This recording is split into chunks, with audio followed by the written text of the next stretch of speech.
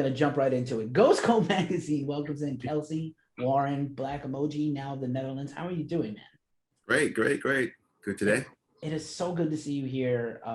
What a fun time. It's not been a fun time in the world, but you are having a fun time doing what you love, which is making music and being creative and productive, which I love to see. This is what we do here at Ghost Code. We are trying to highlight and pump up and amplify those messages to everybody because right now, this is what we need. Yeah, I am kind of in the minority of saying this, but I had a good ass time last year.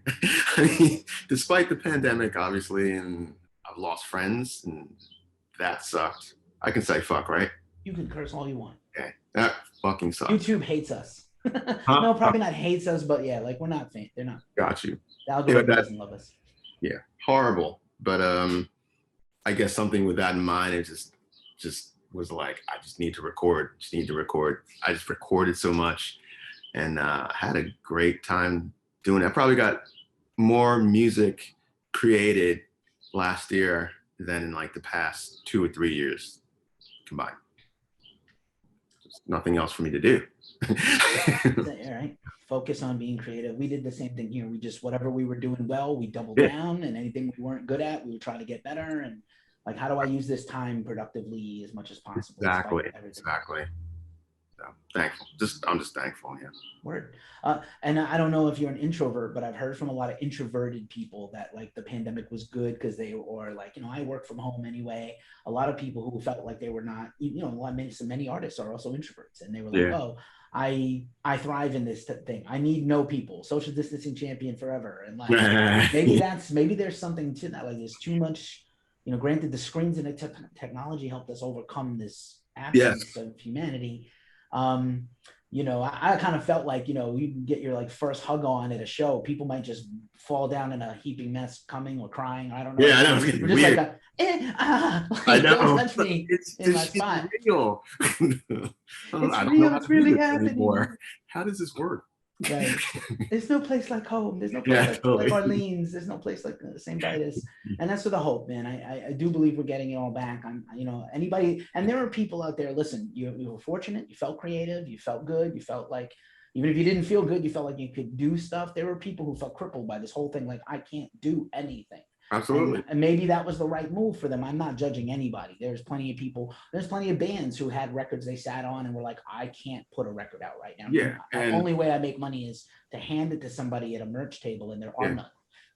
Yeah, no, I get it. It's all understandable. Everybody's got their own way to, do whatever and process that whole thing. Because it's interesting, I'm not like an introvert at heart, but that is there inside me. I love going out. I love collaborating with people. I love socializing. I like being social, but I also love saying peace and just not talking to anybody and just being in a zone of just creating music, or just being in a zone of just fucking off and just going on a rabbit hole of YouTube. I like doing things by myself as well, and find joy in it. I think that's, like you said, if we were doing this, before internet, if this happened before internet times, be hell, Maybe we read more books or talk to ourselves more, or maybe we would journal.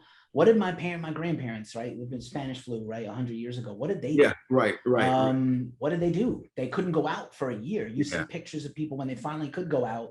They wore masks for years in public crowds. Yeah. And nobody was like, my feelings, my rights. Nobody was saying these things that we know of. There was no internet for people to come very angry at these tweets. I'm pissed at the governor.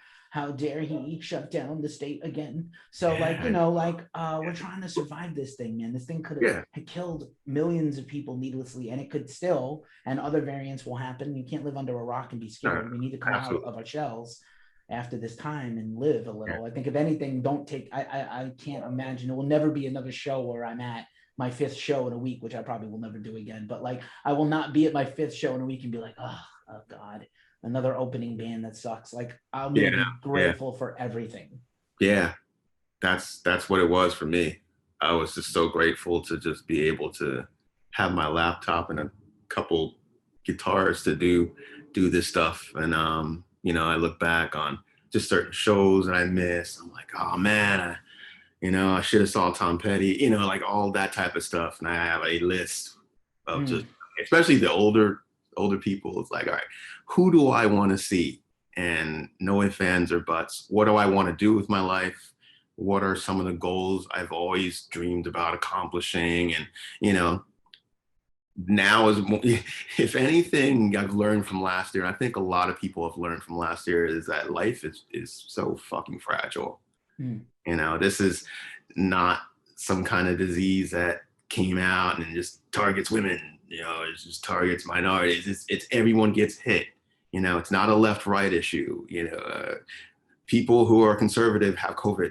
People who are liberal have COVID. I hate that's not. I interviewed a guy today who confessed to me that he's a big Joe Rogan podcast guy. Yeah. And he was like, I probably was watching the wrong news at the beginning and I didn't take this seriously. And then we all got it. I was like, oh shit. And he was like, and then I realized like, okay, this is very bad. And like, okay, I can't dismiss this thing anymore. So some people are going to have their air quotes come to Jesus moment where they're going to like, you can believe, listen, you know what, man, if your beliefs don't hurt me or interfere with anyone else's happiness, then believe what you want to believe in your own home.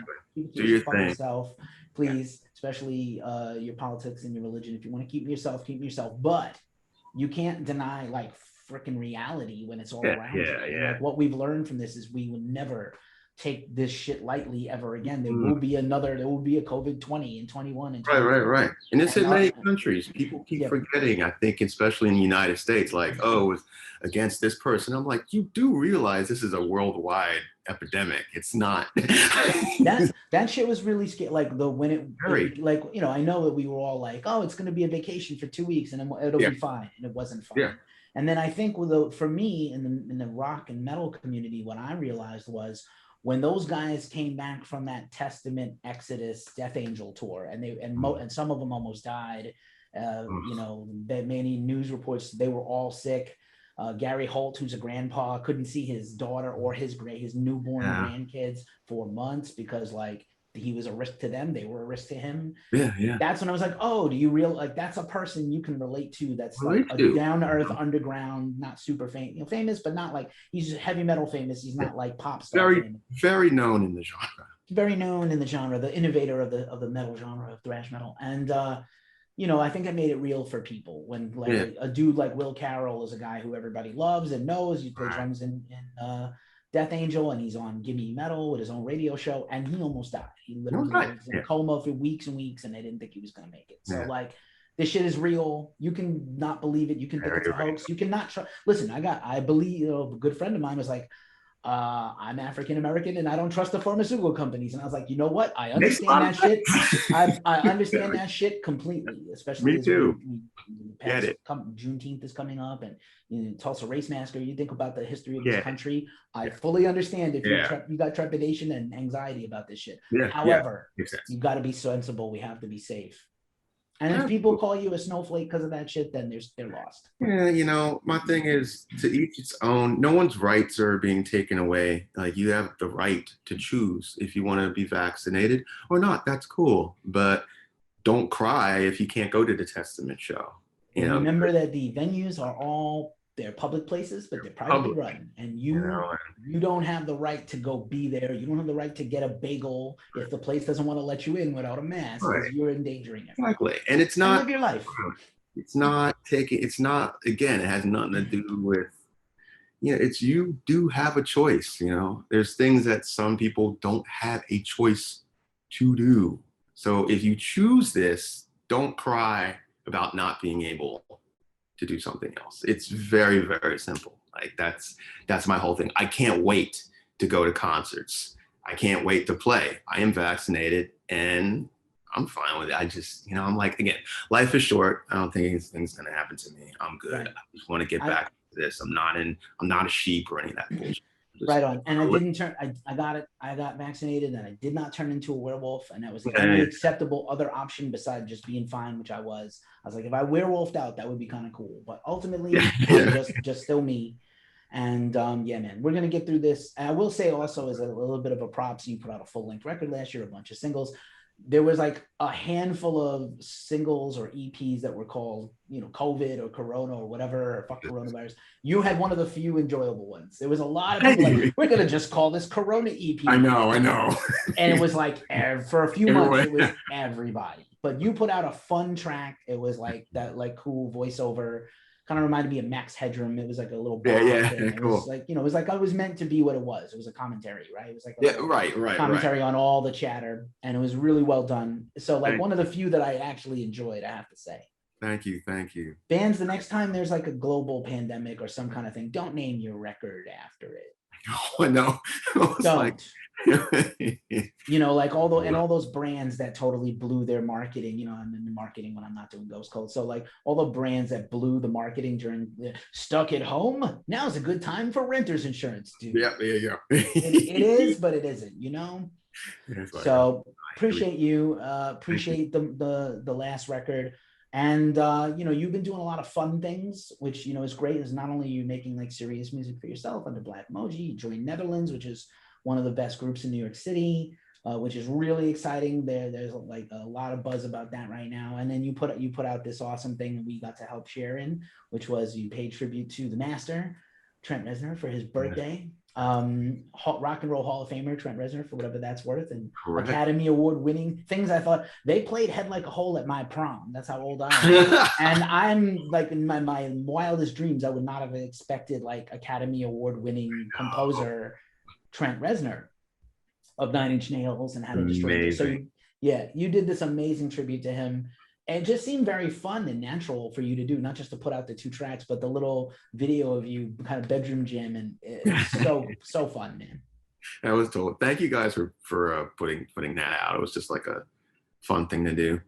Yeah, I don't know. Sometimes I just geek out and do little things for my inspirations, birthdays. I, you know, did like little things with Prince and Chaka Khan, and the Trent thing was like, you know, I wanted to do some fun stuff on acoustic guitar, because not a lot of people break down Nine Inch Nails in that light, and I don't understand why. It's like they're very electronic based, obviously, but the songs though, like these songs are just incredible songs. So why not, you know, show Head Like a Hole with the acoustic guitar? I thought it was just fun to do.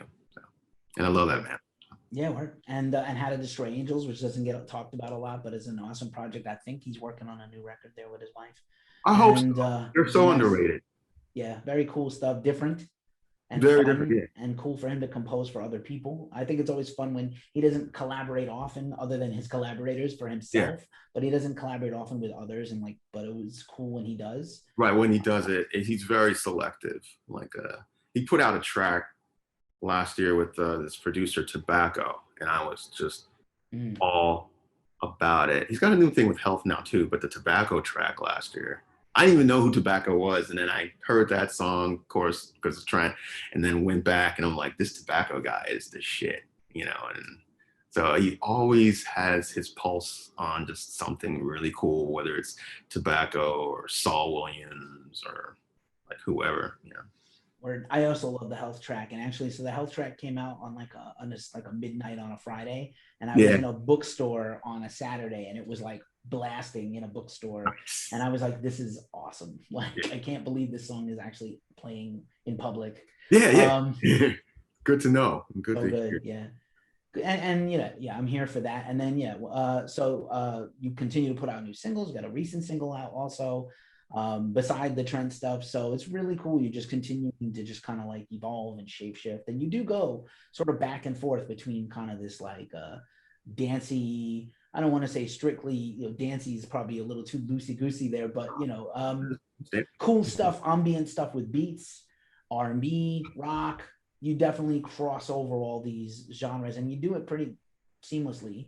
So, you know, I don't know how does a song begin for you? Is it just go to the instrument that is calling to me? Do you just start everything on guitar? Is it sometimes a vocal? What is it? Everything is an option when it comes to songwriting. You know, I can sit down and, you know, start programming, which I think that's mainly what I'm doing a lot these days. It's just I just sit on my laptop and just start fucking around trying to create different beats, and then I'll lay instruments on it that way, or I'm just out and I'm walking and I get ideas, and that happens a lot.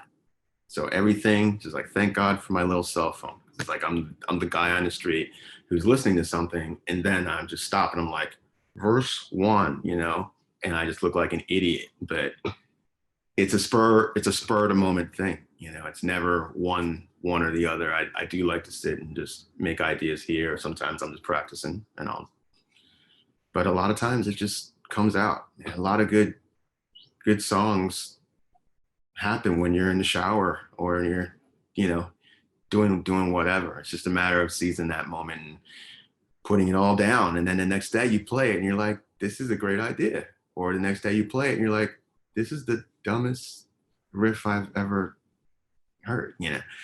But we were talking about Slash. Slash thought Sweet Child of Mine was dumb and idiotic. That opening riff, he was like, this is a goof. This isn't a song. Dude, do that again. So you never know who else hears it, or just you hear it in a different light a while later. Yeah. I always feel like every artist, especially guitar players, have like a bag of not leftover, but like waiting in wait riffs and licks and parts and layers.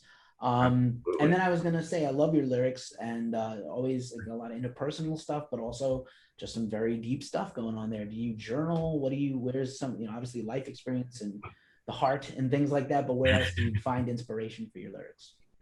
Man, it's so funny, man. I went to college at University of Miami, and from University of Miami, I came from South Jersey, you know, very, very, very boring, not a lot of culture there and stuff, to Miami, and then to New York City. And something changed as a writer within me when I moved to New York. You know, I came here, you know, no money, starving artist.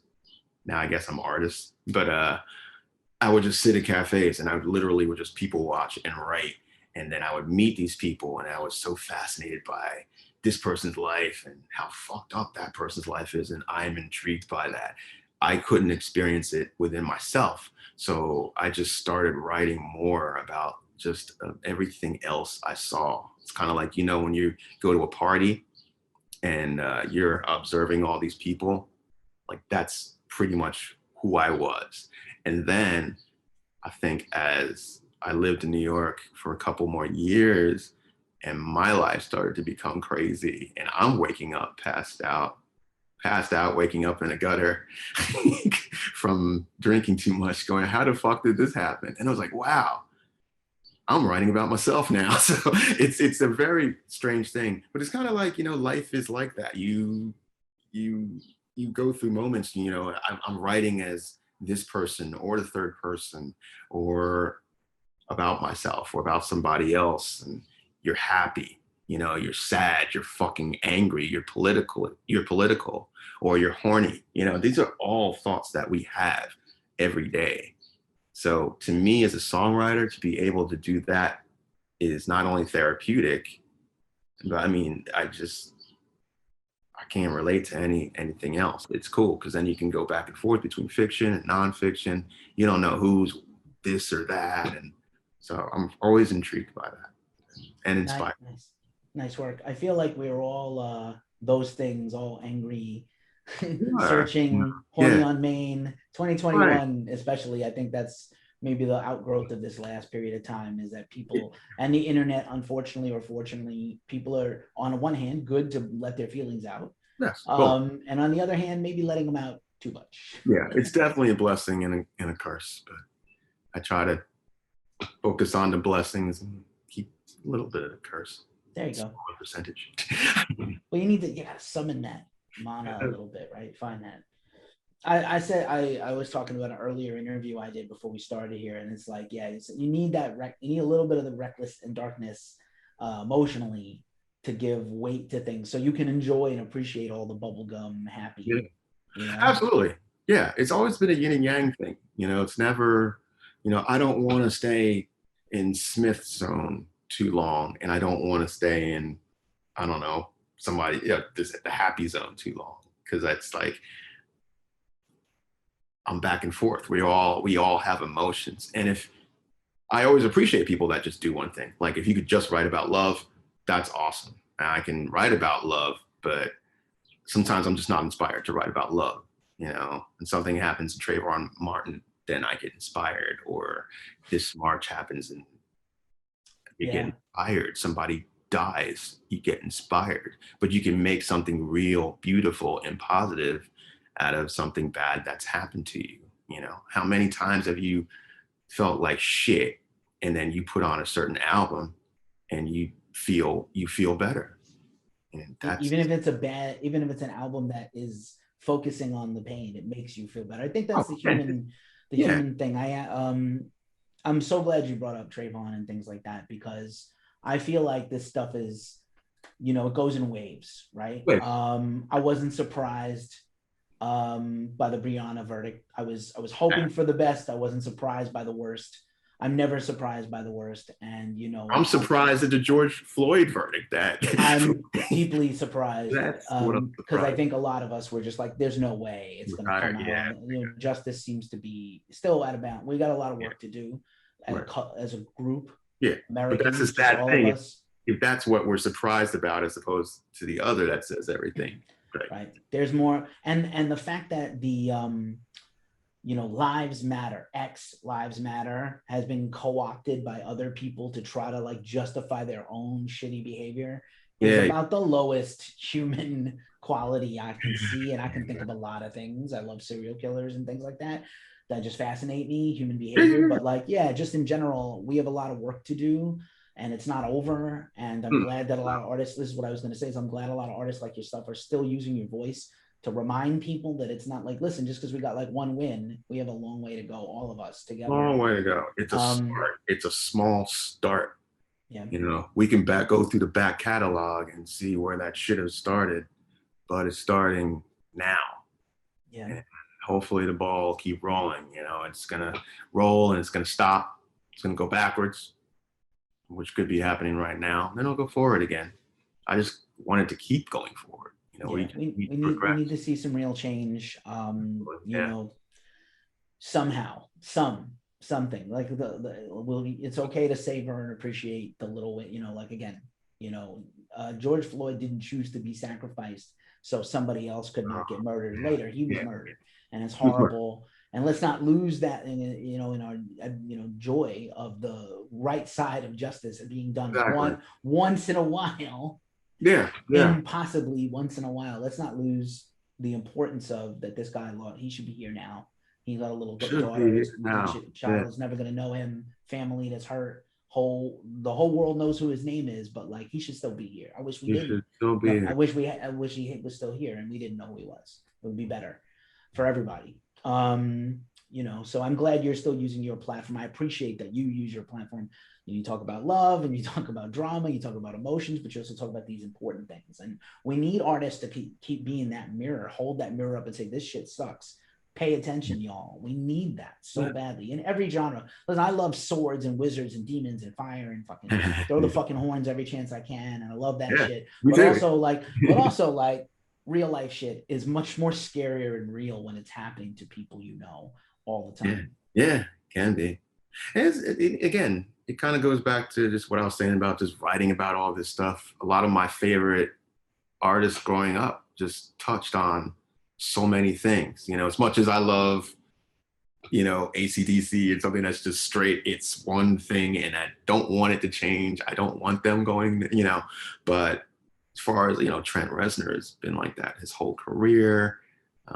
Prince, you know, Prince and Trent Reznor definitely. Sliced Out, go on. They all kind of had this thing where it's just layers, and layers of life is in their music.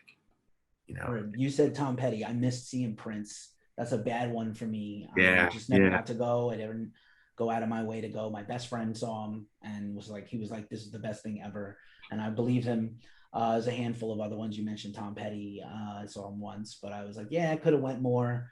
You know, we have an embarrassment of riches, or we have had an embarrassment of riches in New York City, at least where I grew up, and you being there now. So hopefully that all comes back. Live music is how I first met you. I saw you live before I ever heard anything by you, and I was impressed as how I discovered you in the first place. And you know, I hope that we keep our venues afloat and we get them all back. Some have gone under, some are still thriving, luckily.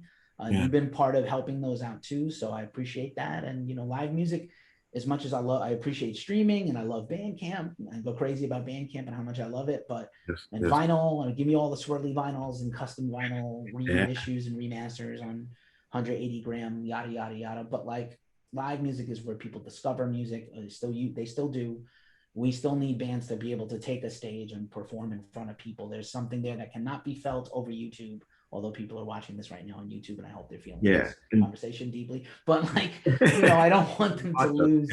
Watch this, like, and subscribe, and then go watch a show. But there's no other high than being at a live show. Like, you know, it is a fun high. Everything, just from the smell, the bodies, the energy, the fact that this whole show could fall apart in seconds. You know, it's just a fun thing that you're never going to be able to experience outside, looking in on a television screen or whatever, or computer screen. And all of it's great. I thank God for streaming. That's fun, but going to shows is almost like, you know, super amped. It's so much. It's a lot of stimulation. I'm glad. I'm looking forward to playing. Really looking forward to playing. Yeah, man, I want to hear some of this new music live. And now in Netherlands, this is a big deal. Yes. There's a few kinds of Netherlands fans. In my experience, first of all, people, you need to experience them live. The music's great, but like, you got to see them live. So you're going to bring a new element to that yourself, just with your own performance and playing. And you know, there's a few kinds of reactions to the bands. Like, what is that? Oh my God. Yeah, and then there's like the side eye, I don't understand this, nor do I have words to express it. So they touch on a lot of feelings. You know, electronic, avant-garde, way out, can also be like a pop, can also be like a post-rock. So there's so many things there. What are you most looking forward to bringing to the table with your newfound role in Netherlands? Man, I'm just glad to be a part. Like, I'm such a fan of that band. You know, everything that you were saying, it's like they're a rock band, very heavy, very doom, very sludge, but they have so many layers. There's the math shit, there's the jazz shit, and there's this weird avant thing. To me, it's almost kind of like they're a tailor-made rock band for me. You know, it just totally makes sense for me in that respect. Some people might be like, oh wow, that's kind of weird. That's the, you know, the electro pop sex guy, whatever, doing this. But it's like, I love heavy music, but just to be, you know, let me put it to you this way. If I'm going to join another thing or do something else like that, it's got, the band it's got to be like, oh my God. So I'm just honored. You know, I was planning on being at the shows in the audience anyway. So this is, you know, it's great. That's awesome. Well, you're such a distinctive artist in your own right. I'm really excited to see what you bring to the music and to the live show. I think it's going to be killer. And, you know, hopefully touring opens up. I think there's a lot of opportunities for that band that have in the past arisen that will arise again. We're going to come back like Vikings, or, you know, really excited teenagers in, you know, Beatlemania kind of thing. I really feel like it's going to, even just going out to the bar regularly is going to be nuts. So True. Imagine with the first show, the first mosh pit, the first wall of death, the first pogo, the first chorus sing along, we're all going to be like a wreck emotionally, like I said. That's what I'm looking forward to the most, is being on stage with Timo and David and feeling that as a player, but looking out there and seeing the reaction. I'm looking forward to just being on stage so bad, especially with Netherlands. Like, that's it. I would be out there pogoing if I wasn't on stage. So you can pogo after. After you break your gear down. So yeah, man, just as I like to wind these down, I always love to end with if I can, with a wildcard question, if it's apropos, and I think it is. So the one I chose for you is my version of the Desert Island Discs is the Spaceship playlist. So Elon calls you up and he's like, dude, I got a seat on the spaceship with Bezos and Grimes and me and the baby. Do you want a chair on the seat? And of course you want to go to space, right? Who doesn't want to go to space? So if you could only listen to 5 records to take with you to space and you're leaving Earth tomorrow, what would be your 5 records? Prince, Sign of the Times, Downward Spiral, 9 Inch Nails, Around the Fur, Deftones, Um, those three pop in my head immediately. Who else? Man, that's a good ass question. Nirvana, Nevermind. Ah, only five? Man, this is killing me. D'Angelo, Voodoo. Oh, good one. Wildcard. Wildcard. Super underrated. You know, Oh, obviously, I know he had some trials in his life, but go yes. back and listen to those D'Angelo records. Not a modern R&B person by a lot of stripes, but like, guy's a genius. That is final line. Prince, it's just Prince's birthday. Can't go wrong with that. Deftones, of course, Nirvana. So those are some great picks, man. Kelsey, man, it is amazing to see you and hear you share your story with Ghost Cult and our viewers. Thank you so much for hanging out. And Thank again, you. hopefully next time it's in person. Yes. And because I love to see you do what you do. That's how you got on my radar by doing what you do naturally live. And I'm thankful that I got to know you a little. Thank you. Same. Much appreciated.